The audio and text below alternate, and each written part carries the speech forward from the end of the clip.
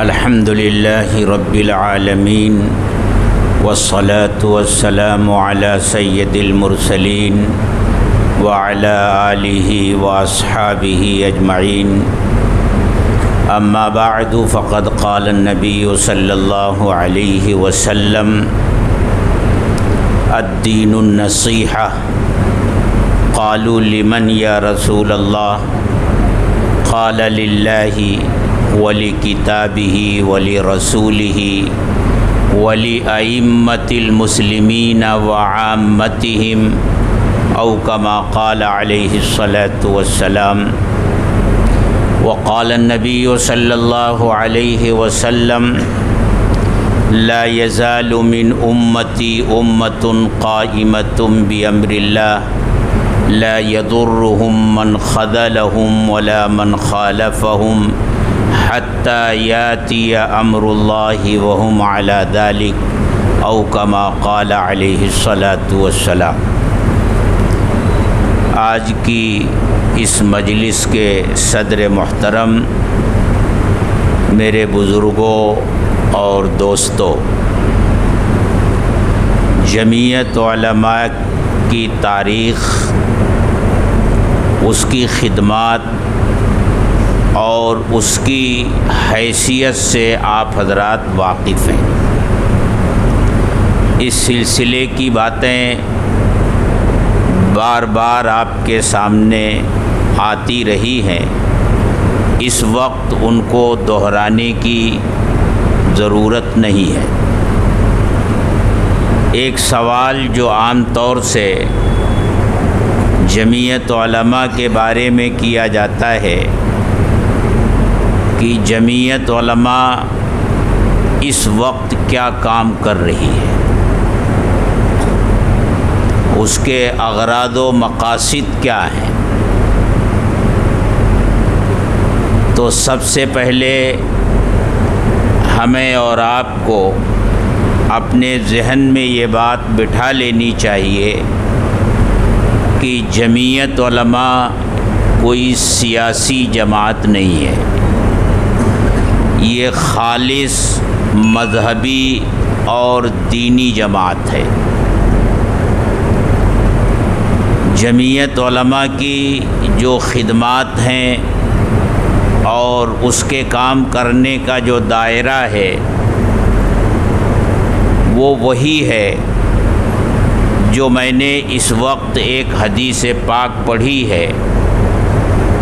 اس حدیث پاک میں اللہ کے رسول صلی اللہ علیہ وسلم نے جو چند باتیں ارشاد فرمائی ہیں، جمعیت علماء کی ساری سرگرمیاں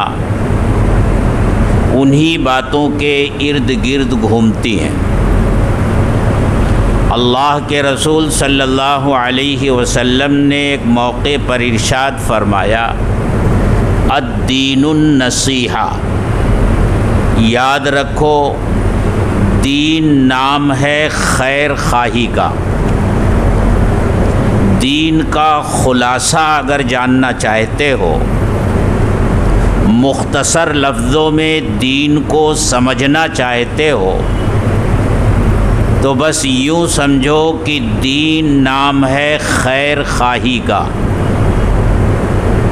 صحابہ نے عرض کیا: لمن یا رسول اللہ؟ اے اللہ کے رسول، کس کی خیر خواہی؟ تو آپ نے پہلی بات ارشاد فرمائی: للہ، اللہ کی خیر خواہی. ولی کتابہ، اس کی کتاب کی خیر خواہی. ولی رسولہ، اور اس کے رسول کی خیر خواہی. ولی ائمۃ المسلمین، اور مسلمانوں کے جو امیر ہیں، ان کے جو قائد ہیں، ان کے جو رہنما ہیں، ان کی خیر خواہی. وعامتہم، اور عام مسلمانوں کی خیر خواہی. اب سوال یہ ہے کہ اللہ کی خیر خواہی کیا ہو سکتی ہے؟ ایک بندہ، ایک انسان عاجز انسان، مجبور انسان، کمزور انسان جو اپنے وجود سے لے کر اپنی تمام ضروریات میں اللہ کا محتاج ہے، وہ اللہ کی خیر خواہی کرے، اس کا کیا مطلب ہے؟ علماء نے لکھا اس کا مطلب یہ ہے کہ اللہ کے جو حقوق ہیں بندوں پر، بندہ ان حقوق کو ادا کرنے والا بنے اور ان حقوق کی ادائیگی کے لیے بندہ کوشش کرے، خود ان حقوق کو ادا کرے اور یہ کوشش کرے کہ اللہ کے دوسرے بندے بھی اللہ کے حق کو ادا کرنے والے بن جائیں۔ یہ اللہ کی خیر خواہی ہے۔ ٹھیک اسی طرح اللہ کی کتاب کے ساتھ خیر خواہی یہ ہے کہ اللہ کی کتاب کا ایمان والے کے اوپر جو حق ہے اس کا پڑھنا، اس کی تلاوت کرنا، اس کو سمجھنا اور پھر اس پر عمل کرنا، اس کے بتائے ہوئے راستے پر چلنا اور پھر اللہ کی اس کتاب کی نشر و اشاعت کرنا، اس کے الفاظ کی بھی تعلیم دینا، اس کے معنی کی بھی تعلیم دینا، لفظاً اور معناً اللہ کی اس کتاب کو عام کرنا، یہ اللہ کی کتاب کے ساتھ خیر خواہی ہے۔ اللہ کے رسول اور اللہ کے رسول کے ساتھ خیر خواہی کا مطلب بھی یہی ہے کہ رسول اللہ صلی اللہ علیہ وسلم کا جو حق ہے امت کے اوپر، آپ کی عظمت کا دلوں میں ہونا، آپ کی محبت کا دلوں میں ہونا، آپ کی اطاعت کرنا، آپ کے نقش قدم پر چلنا اور سنت اور سیرت کے سانچے میں اپنی زندگیوں کو ڈھالنا، ہر شخص خود اس کی کوشش کرے اور یہ بھی محنت کرے کہ اللہ کے دوسرے بندوں کی زندگی بھی اسی راستے پر آ جائے۔ یہ رسول اللہ کے ساتھ خیر خواہی کا مطلب ہے۔ مسلمانوں میں جو ان کے امیر ہیں، ان کے قائد ہیں، ان کے رہبر ہیں، ان کے ساتھ خیر خواہی یہ ہے کہ اگر وہ کوئی صحیح راستہ چلتے ہیں تو ان کی مدد کرنا، ان کی حمایت کرنا، ان کے قدم سے قدم ملا کر چلنا، اور اگر وہ کسی غلط راستے پر چلنے کا فیصلہ کرتے ہیں تو اس غلط راستے پر چلنے سے اپنی طاقت کے مطابق ان کو روکنا اور اس سے باز رکھنا، ان کے غلط کاموں میں ان کی مدد نہ کرنا، ان کی اعانت نہ کرنا، یہ ان کے ساتھ خیر خواہی کا مطلب ہے۔ اور عام مسلمانوں کے ساتھ خیر خواہی یعنی مسلمانوں کے کام آنا، ان کی ضرورتوں میں کام آنا، ان کی مدد کرنا، ان کی نصرت کرنا، ان کے ساتھ محبت اور شفقت کا معاملہ کرنا، ان میں اختلاف پیدا ہو جائے اس اختلاف کو ختم کرنے کی کوشش کرنا، یہ عام مسلمانوں کے ساتھ خیر خواہی کا مطلب ہے۔ تو اللہ کے ساتھ خیر خواہی، رسول اللہ کے ساتھ خیر خواہی، اللہ کی کتاب کے ساتھ خیر خواہی، عمرا کے ساتھ خیر خواہی اور عام مسلمانوں کے ساتھ خیر خواہی۔ اللہ کے رسول نے فرمایا دین بس اسی کا نام ہے۔ اب میں آپ سے گزارش کرتا ہوں کہ جمعیت علماء کی پوری 100 سالہ تاریخ آپ پڑھ لیجئے۔ ان 100 سالوں میں جمعیت علماء نے جو کام کیے ہیں اور اس وقت بھی جمعیت علماء جو کام کر رہی ہے، اس کی خدمات کا دائرہ یہی کام ہے۔ اللہ کے ساتھ خیر خواہی، شاید آپ میں سے اکثر لوگ تاریخ سے واقف نہیں ہیں ہمارے ملک کی، کہ جو علماء ہیں وہ تو جانتے ہیں کہ جب اس ملک میں ملک کی تقسیم ہوئی اور ایک ملک کے ایک حصے سے بہت بڑی آبادی منتقل ہو کر کے پاکستان چلی گئی اور جن علاقوں سے نقل مکانی ہوئی وہاں مسلمانوں کی بہت تھوڑی سی تعداد رہ گئی، جس کا نتیجہ یہ نکلا کہ ارتداد پھیلنے لگا۔ وہ دباؤ میں آ کر کے اور بہت سے معاملات سے متاثر ہو کر کے مرتد ہونے لگے۔ اس وقت جمعیت علماء نے جو کام کیے ہیں وہ تاریخ جاننے کی ضرورت ہے اور اس کو پڑھنے کی ضرورت ہے۔ اسی وقت جمعیت علماء نے دینی تعلیمی بورڈ قائم کیا تھا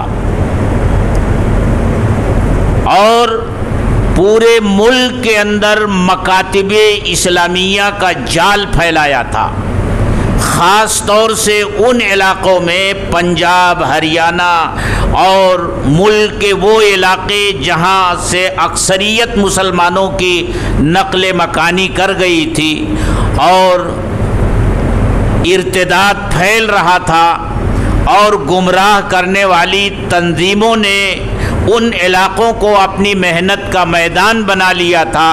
جمعیت علماء نے ایمان والوں کے ایمان کی حفاظت کے لیے یہ کوششیں ان علاقوں میں کی، یعنی کفر اور شرک کے خلاف لڑائی لڑنے میں جمعیت علماء میدان میں آئی۔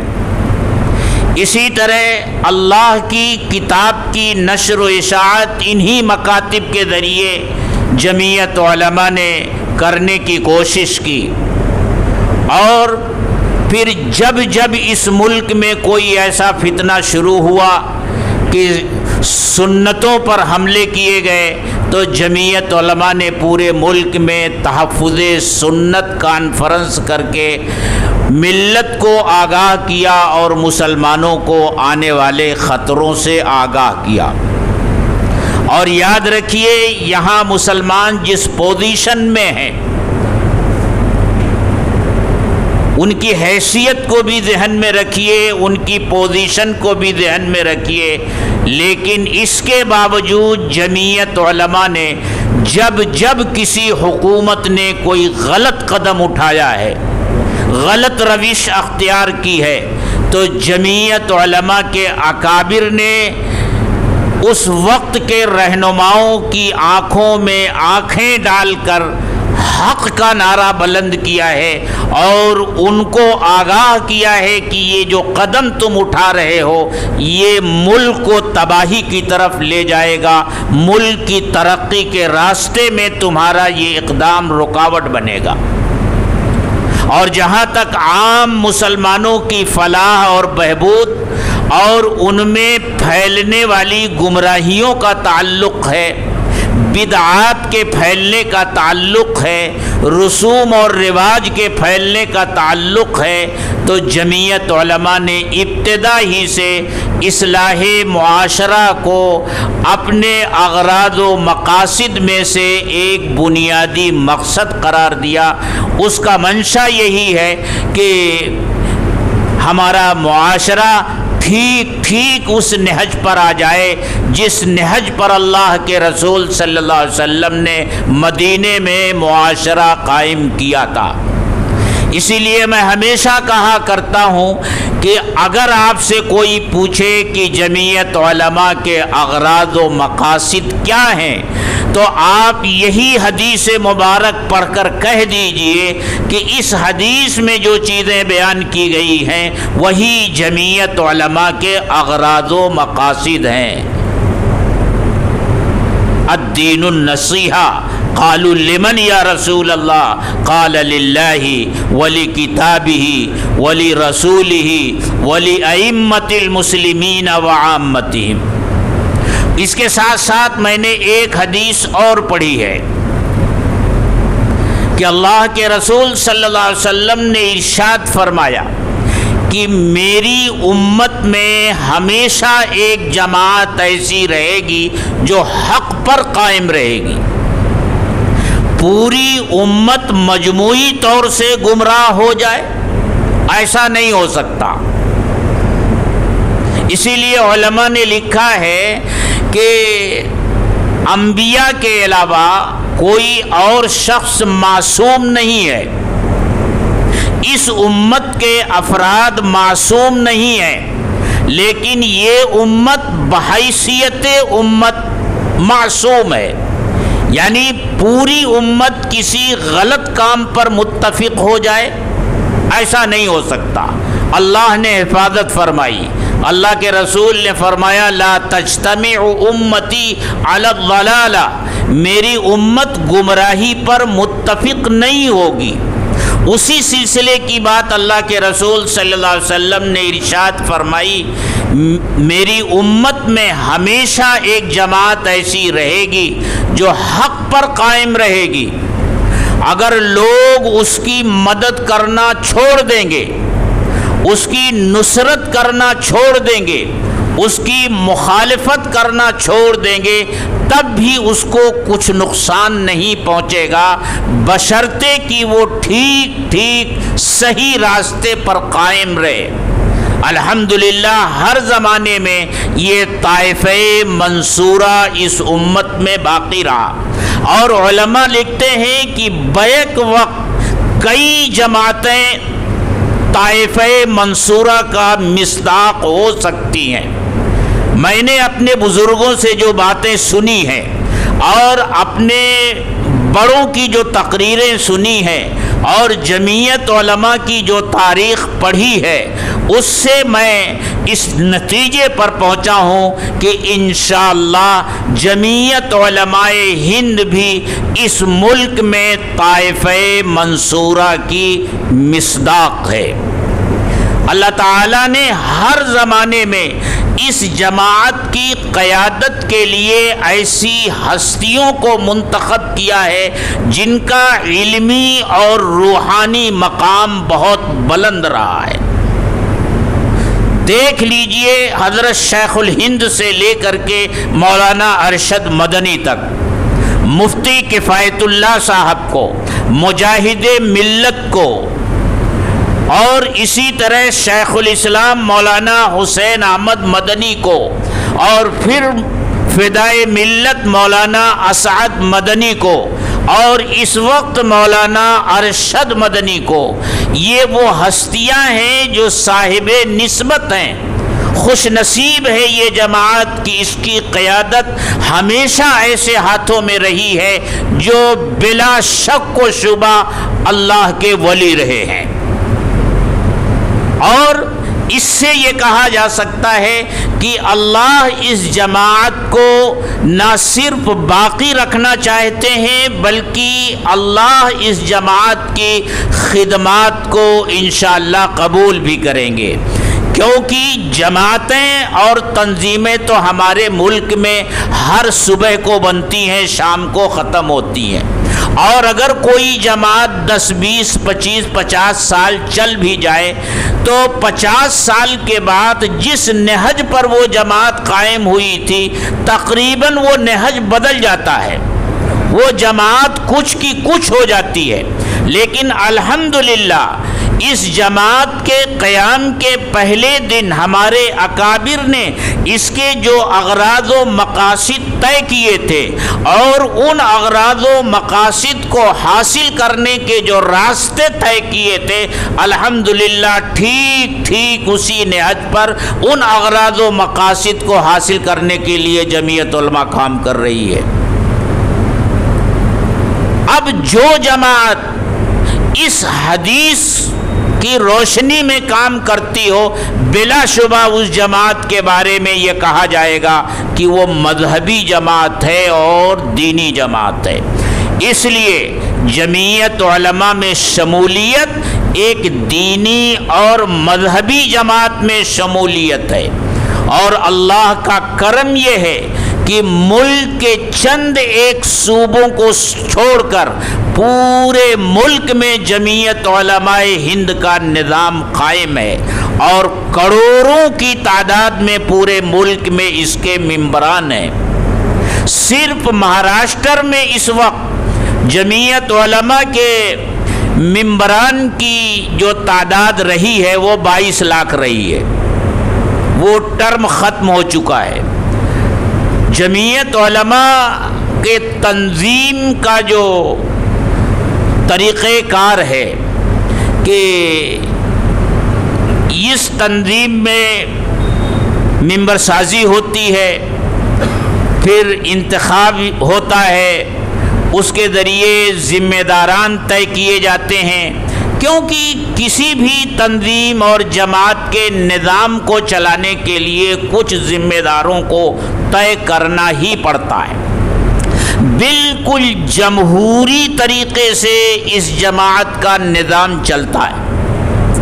پہلے اس کا ہر ٹرم 2 سال کا ہوا کرتا تھا، لیکن الحمدللہ اس سال 1 سال کا اور اضافہ کیا گیا ہے۔ یعنی اب جو نظام قائم ہوگا، یہ جو ٹرم شروع ہوگا، اس کی میعاد 3 سال ہوگی، اور اس کا طریقہ کار بھی آپ کو سمجھ لینا چاہیے کہ اب یہ ممبر سازی کا عمل شروع ہوا ہے۔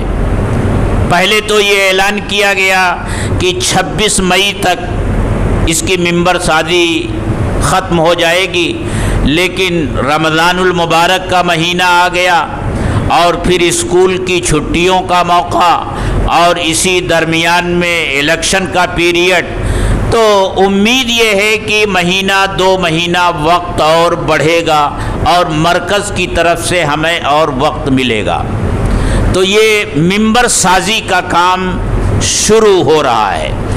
ممبر سازی کے بارے میں آپ یہ سمجھ لیجئے کہ ہر مسلمان بالغ مرد اور عورت جمعیت علماء کا ممبر بن سکتے ہیں۔ مسلمان ہونا شرط ہے،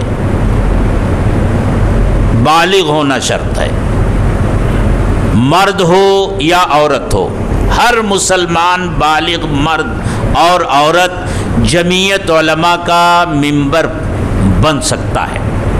اور ممبر سازی کی جو فیس ہے 2 روپے، آج تو 2 روپے کا سکہ بھی مشکل سے ملتا ہے۔ ہم لوگوں نے بہت کوشش کی، حضرت مولانا کے سامنے درخواست کی کہ حضرت 2 روپے کے سکے ملتے نہیں ہیں، اس میں اضافہ کر دیجئے، 10 روپیہ کر دیجئے۔ آخر میں ہم لوگوں نے کہا کہ حضرت 5 روپیہ کر دیجئے، آسانی سے لوگ دے دیں گے، 5 روپیہ کچھ مشکل نہیں ہے۔ لیکن حضرت نے فرمایا ممبر سازی کے ذریعے مقصد روپیہ اور پیسہ اکٹھا کرنا نہیں ہے۔ اس ممبر سازی کا واحد مقصد یہ ہے کہ جمعیت علماء کا پیغام ہر مسلمان کے گھر تک پہنچ جائے۔ اگر کسی گھر میں 10 آدمی ہے تو 20 روپے میں وہ 10 آدمی ممبر بن جائیں گے، وہ امیر ہو یا غریب ہو، ہر ایک کی دسترس میں جمعیت علماء کا ممبر بننا آسان ہو جائے گا اور اس کی دسترس میں آ جائے گا۔ تو حضرت نے رقم بڑھائی نہیں، کہا نہیں صرف 2 روپیہ ہوگا۔ تو پہلا مرحلہ یہ ممبر سازی کا ہوتا ہے۔ جب ممبر سازی کا مرحلہ مکمل ہو جاتا ہے تو پھر انتخاب ہوتا ہے۔ جیسے مثلاً اگر بھیونڈی میں ممبر سازی کا مرحلہ جب مکمل ہو جائے گا تو پھر انتخابی مجلس ہوگی۔ اس انتخابی مجلس میں صدر کا، جنرل سیکریٹری کا، خزانچی کا اور دیگر عہدے داران کا انتخاب ہوگا، اور پھر جتنے 1000 کی ممبر سازی پوری بھیونڈی میں ہوگی، ہر 1000 پر ایک رکن ضلع جمعیت میں جائے گا، اور پھر ضلع جمعیت میں جو جائے گا وہ صوبے کی جمعیت میں جائے گا، اور پھر صوبے سے 1/3 تعداد مرکز کی جمعیت میں جاتی ہے۔ اس طرح نیچے سے لے کر اوپر تک نمائندگی حاصل ہوتی ہے۔ اس لیے ہر جگہ کوشش یہ ہوتی ہے کہ زیادہ سے زیادہ ممبر سازی ہو تاکہ نیچے سے اوپر تک زیادہ سے زیادہ نمائندگی مل سکے. یہ بنیاد بنتی ہے، یہ ممبر سازی کا عمل بنیاد بنتا ہے اوپر تک پہنچنے کے لیے. اس لیے ہر جگہ یہ کوشش ہوتی ہے کہ زیادہ سے زیادہ ممبر سازی ہو. اب اس کے ساتھ ساتھ ایک بات اور آپ سمجھ لیجئے، ہمارا یہ ملک جمہوری ملک ہے، اور دعا کیجئے کہ اللہ تعالیٰ اس کی اس حیثیت کو باقی بھی رکھے. یہاں جمہوریت باقی رہے، یہاں کا سنویدھان باقی رہے. شاید آپ حضرات میں سے علماء کے علاوہ کم لوگ ایسے ہوں گے جن کو یہ معلوم ہوگا کہ عام طور سے تو یہی مشہور ہے کہ اس دستور کو بنانے میں بابا صاحب امبیڈکر کا نام لیا جاتا ہے. ٹھیک ہے، وہ اس کمیٹی کے سربراہ تھے، لیکن جمعیت علماء کا بھی اس ملک کے آئین کو بنوانے میں اور خاص طور سے اس کا کردار سیکولر بنوانے میں اور یہاں رہنے والے ہر شہری کو برابر کا حق حاصل ہو، یہ چیز شامل کروانے میں جمعیت علماء کی خدمات سے انکار نہیں کیا جا سکتا. تو اللہ کرے وہ باقی رہے، ہم سب کی دعائیں ہیں. اور یاد رکھیے، اگر آپ گھروں سے ووٹ دینے کے لیے نہیں نکلیں گے تو پھر ہاتھ افسوس کے ساتھ ملنے کے سوا کچھ نہیں رہے گا. ہماری یہی کمزوری ہے، ہم واویلا تو خوب مچاتے ہیں، لیکن جب ووٹنگ کا دن آتا ہے، ووٹ دینے کا موقع آتا ہے تو گھر میں چادر اوڑھ کر سو جاتے ہیں. اور غضب اور ظلم تو تب ہوتا ہے جب دروازہ کھول کر دیکھتے ہیں کہ وہ چاند رات والا پیسہ آ رہا ہے کہ نہیں آ رہا ہے. نوٹ لے کر ووٹ دینے کا جو مزاج بن گیا. ابھی جمعہ کے بیان میں میں نے صاف کہا ہے کہ یہ نوٹ لے کر ووٹ دینے کی حیثیت جانتے ہیں کیا ہے؟ ووٹ دینا شرعی شہادت ہے، اور نوٹ لے کر ووٹ دینا شہادت کو بیچنا ہے، جو قطعی طور سے حرام ہے. اور یہ پیسہ اور اس کا استعمال جو ووٹ دینے کے لیے لیا جاتا ہے، میں نے صاف کہا تھا، مفتیان کرام ہیں ان سے رجوع کر لیا جائے. میں نے صاف کہا تھا یہ بالکل حرام ہے، قطعی طور سے حرام ہے، جس طرح خنزیر کا گوشت حرام ہے اسی طرح یہ پیسہ بھی لینا حرام ہے. لیکن ہمارا مزاج بن گیا ہے. بہرحال بات دوسرے رخ پر چلی جائے گی. تو یہ نظام بنتا ہے میرے دوستو، جمہوری ملک ہے اور یہاں سر گنے جاتے ہیں. جس جماعت کے ممبران کی تعداد زیادہ ہوتی ہے، حکومت کی نگاہ میں وہ جماعت اور وہ تنظیم بھی طاقتور ہوتی ہے. آج جمعیت علماء کی طاقت کو حکومتیں کیوں تسلیم کر رہی ہیں؟ اسی لیے کہ یہ کسی ایک صوبے کی جماعت نہیں ہے. ملک کے ایک صوبوں کو چھوڑ کر پورے ملک میں اس کا نظام ہے، اور کروڑوں کی تعداد میں اس کے ممبران ہیں. مولانا ارشد مدنی اگر آج کوئی بات کہتے ہیں تو زبان ان کی ہوتی ہے، لیکن ان کے پیچھے طاقت ان کروڑوں افراد کی ہوتی ہے جو حضرت مولانا کے ساتھ جڑے ہوئے ہیں. جتنی تعداد ممبران کی زیادہ ہوگی، جمعیت علماء کی طاقت بھی اتنی زیادہ ہوگی. اگر ہم چاہتے ہیں کہ جمعیت علماء جو خدمات اس ملک میں انجام دے رہی ہے اور آئندہ بھی وہ بلا خوف و خطر یہ خدمات انجام دیتی رہے، تو ہمیں ممبران کی تعداد میں اضافہ کرنا ہوگا. اس سے جماعت کی طاقت میں اضافہ ہوگا اور جماعت طاقتور ہوگی.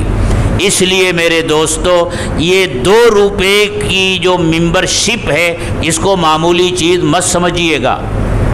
یاد رکھیے اگر آپ 2 روپے کے ممبر بن گئے جماعت کے، آپ کچھ نہیں کر رہے ہیں، اپنے گھر میں بیٹھے ہیں، لیکن جماعت کے نظام سے آپ جڑ گئے اور خدا نخواستہ ملک کے کسی بھی گوشے میں کوئی حادثہ، کوئی سانحہ پیش آ گیا اور وہاں کی جمعیت اس میں آگے بڑھ کر میدان میں انسانیت کی خدمت کا کام کر رہی ہے، تو انشاءاللہ اس صلے اور اس اجر میں ہمارا اور آپ کا بھی حصہ ہوگا، کیونکہ ہم بھی اسی جماعت کے ساتھ جڑے ہوئے ہیں. اور دوسری ایک بات اور سمجھ لیجئے، اس جماعت کے ساتھ جڑنا، جانتے ہیں کس جماعت کے ساتھ جڑنا ہے؟ یہ اس قافلے حریت کے ساتھ جڑنا ہے جس قافلے حریت کو روانہ کیا تھا شاہ عبد العزیز محدث دہلوی رحمۃ اللہ علیہ نے. جس قافلے حریت کے پہلے قائد تھے سید احمد شہید رحمۃ اللہ علیہ. جس قافلے حریت کی قیادت کی حاجی امداد اللہ مہاجر مکی نے، جس کے سپاہیوں اور فوجیوں میں تھے قاسم نانوتوی، رشید احمد گنگوہی، حافظ ضامن شہید، اور پھر جس قافلے حریت کی قیادت کی تھی مولانا محمود حسن دیوبندی نے، اور جس میں شامل ہوئے تھے شیخ الاسلام مولانا حسین احمد مدنی، اور وہ سلسلہ اب تک چلتا رہا. 2 روپے کے ممبر بن کر کے ہم بھی اپنی شمولیت اسی جماعت میں ثابت کر دیتے ہیں. اور میں کہا کرتا ہوں اپنے دوستوں سے کہ حدیث میں اللہ کے رسول نے فرمایا قیامت کے دن آدمی اسی کے ساتھ ہوگا جس کے ساتھ اس نے اس دنیا میں محبت کی ہے. فرمایا المرء مع من احب، آدمی اسی کے ساتھ ہوگا جس سے دنیا میں محبت ہوگی. میں کہتا ہوں 2 روپے کے ممبر اگر ہم اور آپ بن گئے تو کل قیامت کے دن میدان محشر میں جب مختلف علم بردار شخصیتیں ہوں گی، نبیوں کا علم الگ ہوگا، رسولوں کا علم الگ ہوگا، اور علماء کا، فقہا کا، محدثین کا، مفسرین کا علم الگ ہوگا. میں یہ کہتا ہوں کہ میرے دوستو پھر اسی میدان محشر میں شاید ایک علم ایسا بھی ہوگا جس کو لے کر اٹھیں گے حضرت شاہ ولی اللہ محدث دہلوی رحمۃ اللہ علیہ، اور پھر اسی جماعت میں شاہ عبد العزیز ہوں گے، شاہ اسماعیل شہید ہوں گے، سید احمد شہید ہوں گے، حاجی امداد اللہ مہاجر مکی ہوں گے، قاسم نانوتوی ہوں گے، رشید احمد گنگوہی ہوں گے، حافظ ضامن شہید ہوں گے، مولانا اشرف علی تھانوی ہوں گے، مولانا زکریا کاندھلوی ہوں گے، مولانا الیاس کاندھلوی ہوں گے، مولانا یوسف کاندھلوی ہوں گے. یہ سلسلہ حضرت شیخ الاسلام سے لے کر پھر فدائے ملت اور پھر وہاں سے مولانا سید ارشد مدنی تک پہنچے گا. یہ قافلہ جا رہا ہوگا اور ہم ایک کنارے کھڑے ہو کر کے اپنے دل میں سوچ رہے ہوں گے کہ کاش ہمیں بھی اس قافلے میں شمولیت کا موقع مل جائے. چلتے چلتے ہمارے کسی بڑے کی نظر پڑ جائے گی اور وہ کہے گا ارے تم وہاں کیوں کھڑے ہو، آ جاؤ آ جاؤ، کیا تم جمعیت علماء کے 2 روپے کے ممبر نہیں تھے؟ تم بھی تو اسی جماعت کے ممبر تھے، آ جاؤ. اس طرح اگر میدان محشر میں اس قافلے میں ہماری شمولیت ہو گئی اور اللہ نے جمعیت علماء کے پلیٹ فارم سے ہماری خدمات کو قبول کر لیا تو میرے دوستو بیڑا پار ہو جائے گا. اس لیے میں یہ گزارش کیا کرتا ہوں جمعیت علماء کے ممبر بنیے تو نیت اللہ کو راضی کرنے کی ہو. جمعیت علماء کے پلیٹ فارم سے کوئی کام کیجئے تو نیت اللہ کو راضی کرنے کی ہو. ذہن کے کسی بھی گوشے میں یہ نہیں ہونا چاہیے کہ ہم جمعیت سے جڑ جائیں گے، پھر ہمارا نام ہوگا، پھر ہماری حیثیت بڑھے گی، پھر سیاسی پارٹیوں سے بھی ہم فائدہ اٹھا سکیں گے، اور الیکشن کا موقع آئے گا تو یہ جمعیت علماء کے صدر ہیں، یہ جمعیت علماء کے سیکریٹری ہیں، تو جو ایم ایل اے کے لیے کھڑا ہوا ہے وہ ہمارے پاس آئے گا، جو ایم پی کے لیے کھڑا ہوا ہے وہ ہمارے پاس آئے گا. خدا کے لیے ذہن کے کسی گوشے میں یہ خیال مت رکھیے گا، محض اللہ کے لیے یہ کام کرنا ہے اور جمعیت کے ساتھ جڑنا ہے. اس لیے سب سے پہلے تو میری درخواست اپنے ان دوستوں سے ہے جو اس ختم ہونے والے ٹرم میں جمعیت علماء بھیونڈی کی منتظمہ کے رکن بنے تھے، اور یہ رکنیت جو ملتی ہے، جو آدمی 1000 ممبر بناتا ہے، 1000 ممبر بناتا ہے، اس کو یہ رکنیت ملتی ہے. تو جو ساتھی ہمارے منتظمہ کے رکن تھے وہ تو 1000 ممبر بنائیں اور کم سے کم 1000 حاصل کریں، اور کوشش یہ کریں کہ ان کی معرفت کوئی دوسرا ساتھی ان کا بھی 1000 ممبر بنا کر کے اور شامل ہو جائے. اور ہمارے جو احباب منتظمہ کے رکن نہیں تھے میں ان سے بھی گزارش کروں گا کہ وہ یہ بھی کوشش کریں. بہت آسان کام ہے، بہت آسان کام. 50 فارم ہیں ایک جلد میں، 50 فارم. کسی بھی ایک آدمی کو آپ ایک فارم دے دیں گے، ایک بک دے دیں گے کہ بھئی یہ 50 نام تم لکھ کر لاؤ، اور 50 وہ 2-3 گھر میں جائے گا تو وہ ہو جائے گا. ماشاء اللہ آپ نے تو ہمارے ملک کے وزیر اعظم کو سن ہی لیا کہ ملک کی دولت تقسیم ہوگی تو جن کے اولاد زیادہ ہے ان کو ملے گی.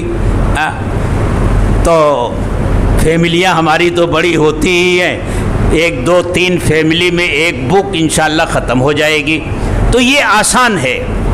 اس لیے میری گزارش ہے کہ جتنا جس نے لیا تھا پچھلے ٹرم میں وہ تو ضرور لے، اور ہمارے نئے آنے والے ساتھی جو ہیں اس میں بڑھ چڑھ کر حصہ لیں. مسجدوں میں اعلان ہو، مسجدوں میں اعلان ہو. اور اب تک تو طریقہ یہ رہا ہے کہ مسجدوں میں اعلان کر کے باہر ٹیبل لگا دیا جاتا تھا، تو اس میں بڑی دقت یہ آتی ہے کہ وہ رسید بھرنے میں اور اس میں وقت لگ جاتا ہے، آدمی کب تک کھڑا رہے گا. بجائے ایک ایک رسید کاٹنے کے نمازیوں سے یہ درخواست کی جائے کہ آپ پوری ایک بک لے کر کے جائیے، اپنا نام لکھا دیجئے اور موبائل نمبر لکھا دیجئے، اور ایک بک لے کر کے آپ جائیے اپنے گھر کو اور اپنے پاس پڑوس میں ممبر بنا لیجئے، پھر اگلے جمعہ کو آئیے تو وہ جمع کر دیجئے. تو اس طرح ایک ایک بک اگر تقسیم ہوگی تو انشاءاللہ یہ کام آسان ہو جائے گا. اب میں سمجھتا ہوں کہ اس موقع پر جو بات مجھے گزارش کرنی تھی وہ پوری ہو گئی ہے، اور 11 بھی بج گئے ہیں، اس لیے یہ کام